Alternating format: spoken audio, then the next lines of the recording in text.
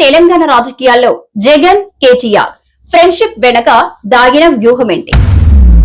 కేటీఆర్ జగన్ మైత్రి ఇది రాజకీయ డీల్ కాదు, ప్రజా నమ్మకంతో ఆట. వైఎస్ఆర్ కాంగ్రెస్ బీఆర్ఎస్ పార్టీల కలయిక ప్రజాస్వామ్యానికి ప్రమాదమా?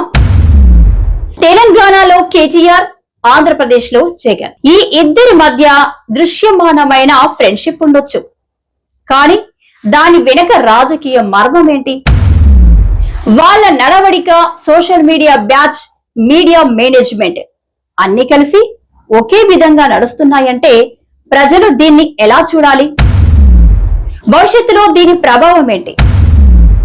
ఈ రోజు ఈ అంశాన్ని పూర్తిగా విశ్లేషిద్దాం. 2019లో జగన్ ముఖ్యమంత్రిత్వం వెనక కేసీఆర్, కేటీఆర్ సహకారం కీలకం అన్న సంగతి మర్చిపోలేం. కేటీఆర్ బయటకి లోకేష్ తో ఫ్రెండ్షిప్ ఉంది అంటారు, కానీ జగన్ తో అంతరంగిక బాంధవ్యమే వేరే స్థాయిలో ఉంది. ఒకే సోషల్ మీడియా టీం, ఒకరికి ఒకరు ఫోన్ ట్యాపింగ్ సహకారం, యూట్యూబ్ మీద ఎదురుల మీద దూషణలు, మీడియా వాడకంలో కామన్ పద్ధతి. తెలంగాణలో బీఆర్ఎస్ పార్టీ బయటికి ఫెడరల్ ఫ్రంట్ అంటుంది, కానీ కేంద్ర బిల్లు వస్తే సపోర్ట్ చేస్తుంది. అదేవిధంగా జగన్ కూడా బయటికి విరుద్ధమని చెప్పి ప్రతి బిల్లుకు మద్దతిస్తారు. అంతర్గతంగా బీజేపీతో లాలూచ్, బయటకి ప్రజల్ని మోసం చేసే మాటలు.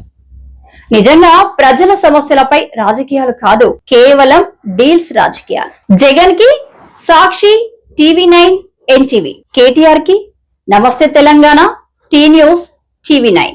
సోషల్ మీడియా బ్యాచ్ ఒకే విధంగా పని, ఎవరు వ్యతిరేకంగా ఉన్నా దూషణలు, ఫేక్ న్యూస్. ఆ పార్టీ క్యాడర్ కు సందేశం, అసలైన రాజకీయాల కంటే పరాజయ భయమే ఎక్కువ. ఇది రియల్ పాలిటిక్స్ కాదు, ఇది ప్రతి మాటకు స్క్రిప్ట్ తో కూడిన రాజకీయ డ్రామా. తెలంగాణలో బీఆర్ఎస్ ఓటు షేర్ 37.5%, ఆంధ్రలో వైఎస్ఆర్సీపీ ఓటు షేర్ 39.5%. రెండిటికి స్ట్రాంగ్ ఓట్ బ్యాంక్ ఉన్నప్పటికీ భవిష్యత్తుపై నమ్మకం లేకుండా పోతుంది. రెండు పార్టీలు కూడా అహంకార రాజకీయాలు, క్యాడర్ ని భ్రాంతిలో ఉంచే విధానం, నాయకత్వంలో స్పష్టత లేకపోవడం. ఒక తేడా, కేటీఆర్ చెప్పాల్సిన దాన్ని స్పష్టంగా చెబుతారు, జగన్ స్క్రిప్ట్ ఉన్నా చెప్పలేరు.